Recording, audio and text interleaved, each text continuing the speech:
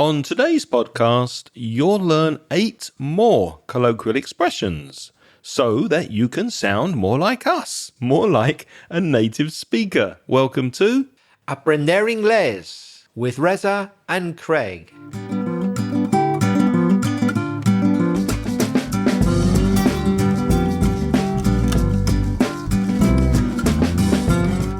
Hello and welcome to the podcast, especially if you're a new listener. It's lovely to have you. My name's Craig. And my name's Reza.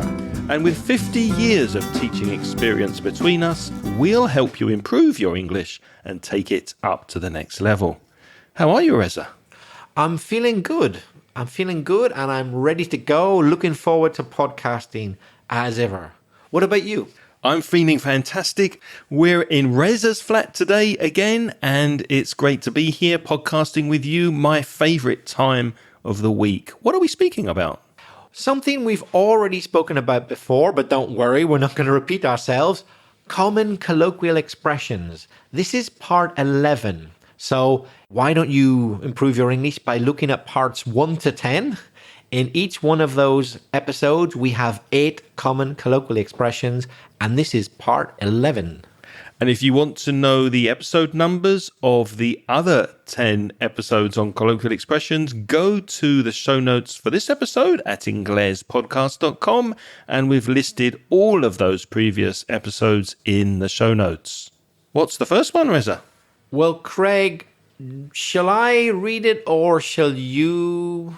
Well, I think it's 6 of one and half a dozen of the other. I don't think it really matters who reads it. It's 6 of one and half a dozen of the other. Now, maybe you know, another way of saying 12 in English is a dozen.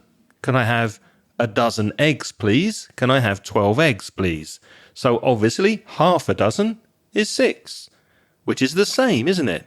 So if I use the expression, it's 6 of one and half a dozen of the other, that means neither of the two choices is better than the other. Do you have another example? Here's an example. Shall we give her chocolates or flowers?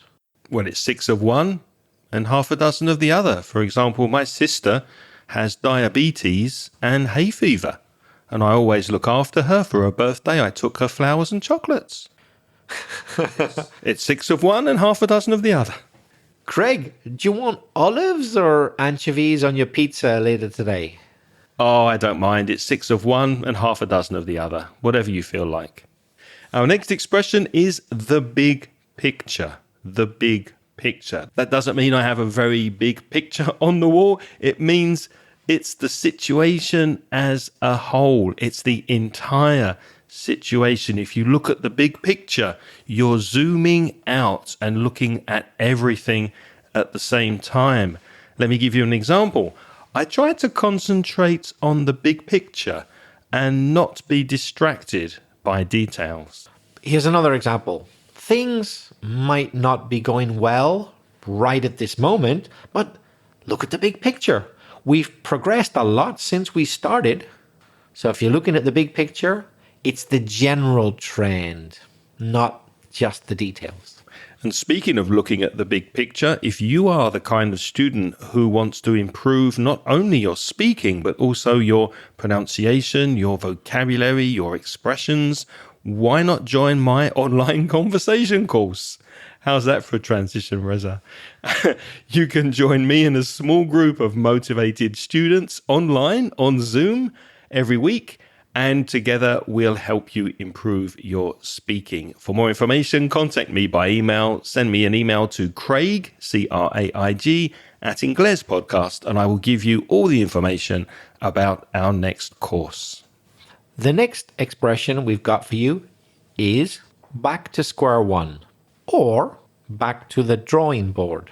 And both those expressions mean back to where we started with no progress having been made. Can you think of an example, Craig? Yeah, if this podcast isn't very good, if we don't think it's working, if these expressions are not interesting enough for you listening, then we'll probably go back to square one and think of a different idea. Another example, we've exhausted this line of research. If it doesn't work, we'll go back to square one, said the scientist. Or imagine I was thinking of giving my girlfriend a present for her birthday. I wanted to surprise her, and I say, I was thinking about giving Patricia a necklace for her birthday, but then she said she never wears jewelry. Now what? Back to the drawing board. Obviously, that idea is no good. I'll have to think of something else. I tried to make a chocolate brownie last week and it was disgusting. I just tasted a little bit and it was absolutely horrible. So I threw it away and I went back to square one and started again. Back to square one, the square of the brownie. Yeah, I can imagine you doing that in real life. Now, unfortunately, some people in the world are not in a very good situation. Maybe they lost their job, they don't have a lot of money. They could even, in fact, lose their flat or their house and have to live rough on the street. And if that does happen, you could say that that person is down on their luck. They are down on their luck. So to be down on your luck is just to be in a very bad situation. For example, imagine I have a friend and I say to you, he's been down on his luck recently. Just after his divorce, he had a serious accident. Imagine that, a divorce and then a serious accident, more or less at the same time. He's down on his luck. If you say exactly what somebody else was thinking, you could say to the person, you took the words right out of my mouth. So if Reza says, for example, let's have a coffee break after recording this podcast, I might say, Reza, you took the words right out of my mouth. That's exactly what I was thinking. So it's an idiom, which means I was thinking exactly the same as you. You took the words right out of my mouth. Good song by Meatloaf, by the way. Oh yeah, I know it. It is a great song. You took the words right out of my mouth. It must have been when you were kissing me. Very good song. The next one is a nice one. A penny for your thoughts. In other words, what's on your mind? What are you thinking? Imagine I've got a friend called Paul, and he's got a sad expression on his face. I might say, hi, Paul. You look really sad. Is something wrong? A penny for your thoughts. In other words, I want to know, well, what are you thinking about? Because you look sad. A penny for your thoughts. Tell me what's on your mind. There's a similar expression in American English that speaks about thinking. And if you want to tell somebody what you're thinking, you could say, well, here's my 2 cents, which means here's what I think. Here's my opinion. My 2 cents on the matter is this. And a famous comedian, Stephen Wright, said, if it's a penny for your thoughts and you put in your 2 cents worth, then somebody somewhere is making a penny. You have to think about that for a while. The next one we've got is to put your house in order. Or you can also say to get your house in order. To put or to get your house in order. What does that mean? Well, it's metaphorical. It doesn't have to be your house. It means to make sure that all your affairs, your business, the things you do, are correctly organized. Can you think of an example, Craig? Well, you could use this expression, especially if you're suffering from a terminal illness or you know somebody who's suffering from a terminal illness. Unfortunately, they don't have much longer to live. It's a very good idea for them to get their house in order before they pass away so that any family members who survive, then they don't have a lot of problems with inheritance, etc. So to get your house in order or to get your affairs in order is a good idea in that situation. Can you think of another example to clarify? Yeah, as well as inheritances, it's often used to refer to companies avoiding trouble. For example, the company should have put their house in order before the tax inspectors arrived, but they didn't. Now they've been fined for financial irregularities. To be fined means they had to pay money because they did something illegal, because they didn't put their house in order. And there's a similar expression, an idiom, to have your ducks in a row. Duck like the bird, ducks, quack, quack. Or to get your ducks in a row. So in a similar situation, if you know you're going to be inspected for tax, you could say, well, I have no problem with an inspection because all of my ducks are in a row.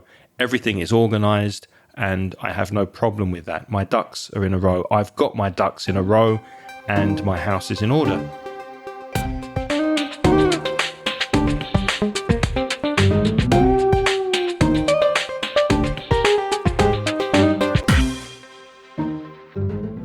And number 8 on our list, we have expressions with the word spot, S-P-O-T. Now, that was very common when I was in my teens. When I was a teenager, I had spots on my face. Another word for that is acne. Did you have spots as a teenager? I did quite a lot, actually, yeah.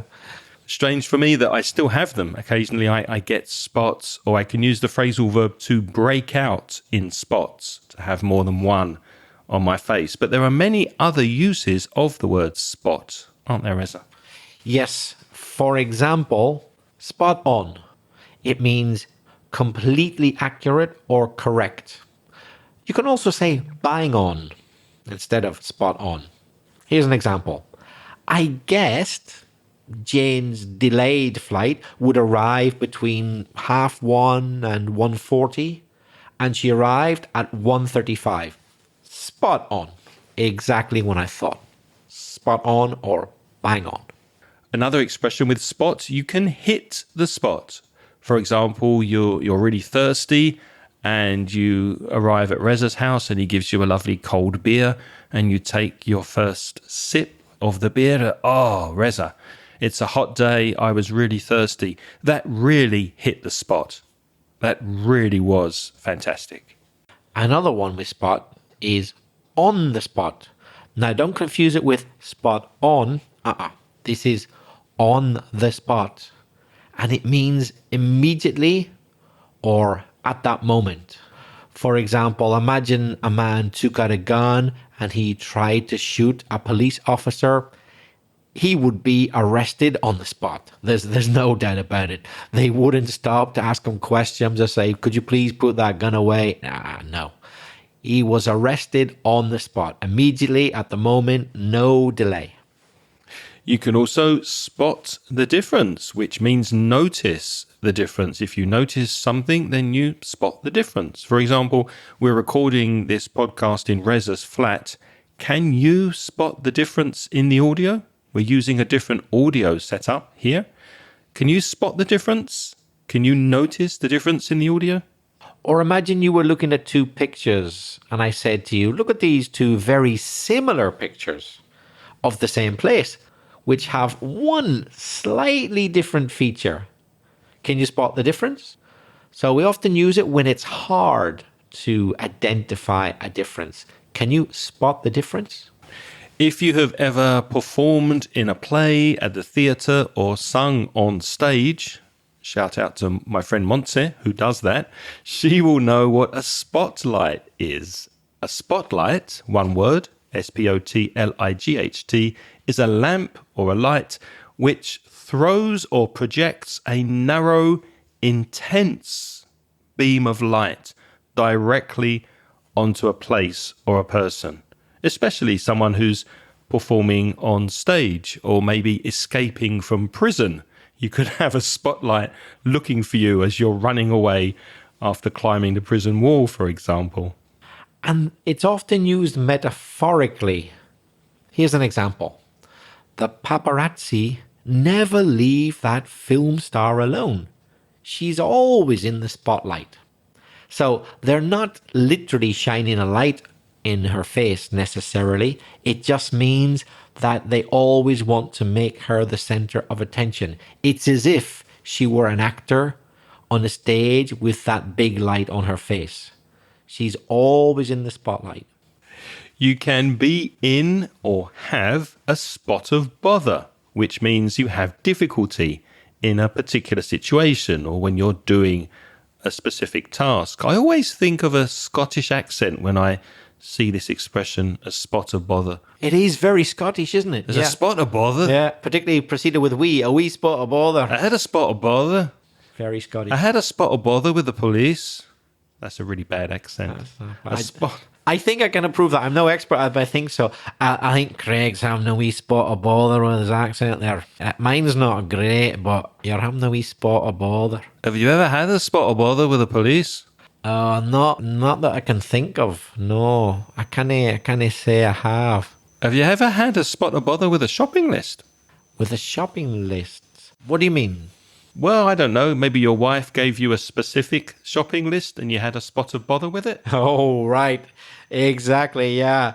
So I could say to you, my wife gave me a specific shopping list and I had a spot of bother finding some of the items. All right, yeah, this happens to me sometimes when people give me shopping lists and I can't find what they're looking for.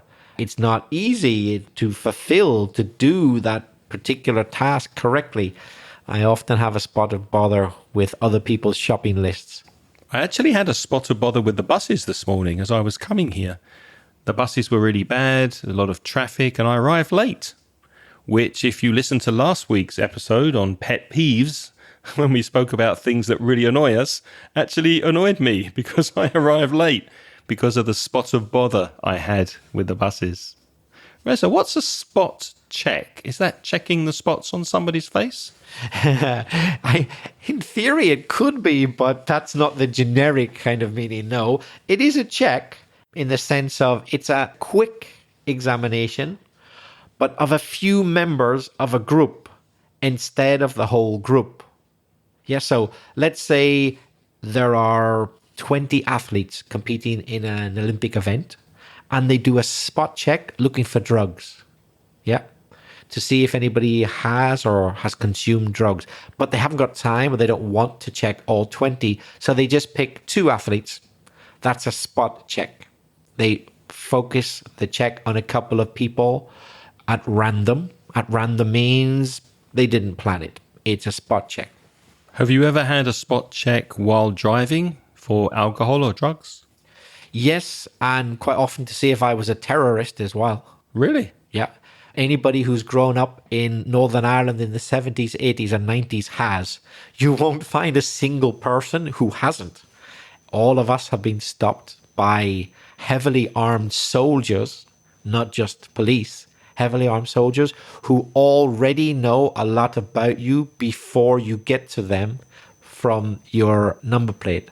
And they ask you, who are you? Where do you live? This car. Your number plate is your car registration number. Yeah. The car reg, the number plate. They already know. So your answer had better, that means it really has to coincide with their information. They've already radioed the information back to headquarters so they know, yes, in Northern Ireland, that was standard practice when I was a kid growing up. Spot checks. And it seemed to get you sooner or later. So I don't think I'm any exception. I would say a couple of times, 2 or 3 times a year.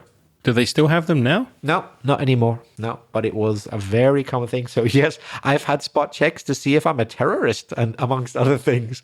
But as I say, that was when we had a problem with terrorism in Northern Ireland. You can also have a spot of rain, which is a small amount of rain, or we can also say a short spell of rain, S-P-E-L-L, a short period of rain. For example, there may be a spot of light rain between 6 and 10 o'clock this evening, according to the weather forecast. So a spot of rain, just a little bit of rain. A hot spot, Craig. What do you understand by that? A hot spot? Well, it can have 2 meanings, I think. First of all, it could be a place that is popular. For example, if you think about entertainment, it's a hot spot for music. It's the place to go to. It's really good. Or for vacations. For example, this summer's vacation hotspot is Alaska. That doesn't mean the sun is shining there. It means it's very, very popular. Would you say that Valencia is a tourist hotspot? Yes, and it certainly is at the moment because we're recording here around about the time of Fallas, when Valencia is very much a hotspot. Fallas is the big festival in Valencia which attracts people from all over Spain and indeed from other countries. But there's another meaning of hotspot, isn't there? For example, unfortunately, there are still some hotspots in the world where people are fighting. Yeah. So it can be negative in meaning. If it's a hotspot in the negative sense, that means there's trouble there, there's fighting, there's terrorism, something like that. It's always in the news for the wrong reasons, so be careful there. And I've thought of another meaning as well. You can have a Wi-Fi hotspot. Be careful of the pronunciation of Wi-Fi. Wi-Fi hotspots in hotels or cafes or restaurants are places where you can connect to the internet by using a password usually. Do you use Wi-Fi hotspots much? Well, we spoke about those recently with the podcast on security, being careful with hotspots, not to let people steal your data. So I try not to. And if I do use a public Wi-Fi hotspot, then I'm very careful not to use any passwords or bank details or anything like that. So maybe to surf the internet and to look up web pages, yeah, but nothing more than that. Another type of spot is a beauty spot. When I hear that expression, I think of two possible meanings. For me, it could be a place which is known for its natural beauty. For example, the Grand Canyon. I guess everyone's heard of that, right? The Grand Canyon is a world famous beauty spot. It's a place that's known for its natural beauty. But for me, there's another meaning of beauty spot, which could be a small mark on, it tends to be on a woman's face. It's not used so much for men, and it makes them more attractive. I'll give you an example. I love that beauty spot just above my girlfriend's lip. So imagine she has maybe a mole, M-O-L-E, a kind of a brownish kind of circular mark on her face. And I like it. I don't consider it a bad thing, quite the opposite. I think it makes her look more attractive. So it's a beauty spot. But be careful if you want to pay a woman a compliment and you say, I really like the spot on your face. Make sure you say beauty spot, because if she has acne, it might not be such a good compliment. So there is a difference between a spot on your face and a beauty spot. In fact, a couple of centuries ago, it was very much the fashion for women, and I think possibly even men, I'm not sure, but definitely women, to put on artificial beauty spots on their face. With makeup. Yeah, so they didn't really have a mole or a mark on their face, but they stuck something on or painted something on to look as if they did. Didn't Marilyn Monroe have a beauty spot? Yeah, was it real or was it makeup? I don't know. I never met her, but I would think it's probably probably a real beauty spot, I would think. And finally, another word with spot, spotless, the adjective. If you have something that is absolutely clean or pure, immaculate, you can say it's spotless.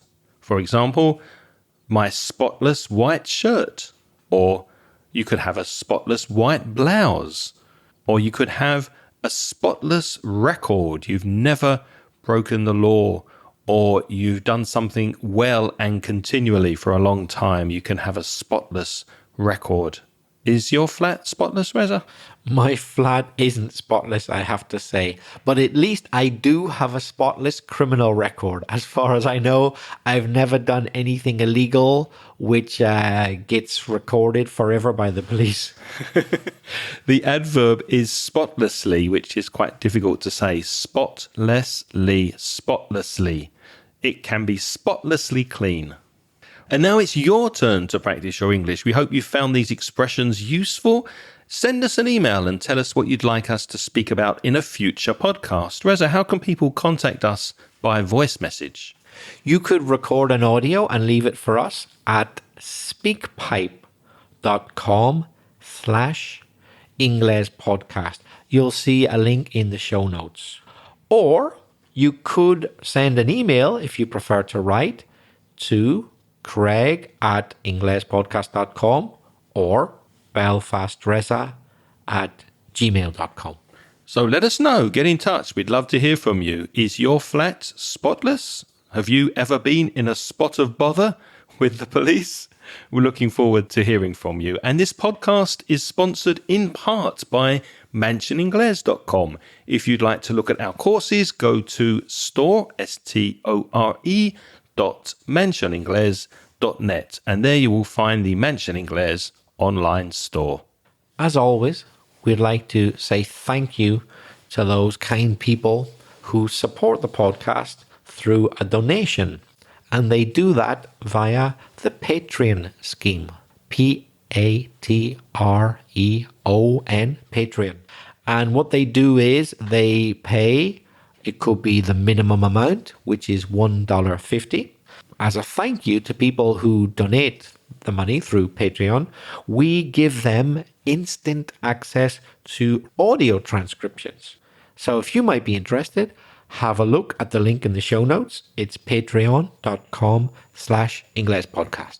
Unfortunately, we can't thank you, each and every one of you, individually by name. There are too many on the list, and we're very happy about that. But we do want to say thank you to our most recent subscribers to Patreon, and they are Jaume Ferrer Muñoz, Luz Viviana Moreno, Carlos, Susana, Maria Madariaga, Pedro Carrillo, and special thanks to Francisco Otero and Anhild Kessel, who are donating more than the minimum $1.50. Thank you so much to you and to everybody who is supporting us via Patreon. Remember, you also get access to our recent transcriptions if you sign up.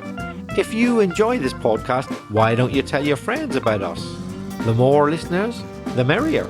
Craig, what have we got on next week's episode? We're not 100% sure, but we do promise that there will be an episode next Sunday. And again, if you have ideas for us, then we'd be more than happy to talk about whatever you think is useful for you and for the listeners. Until next time, have a wonderful week. Thank you for listening. It's goodbye from Reza. And it's goodbye from Craig. The music in this podcast is by Pitts. The track is called See You Later.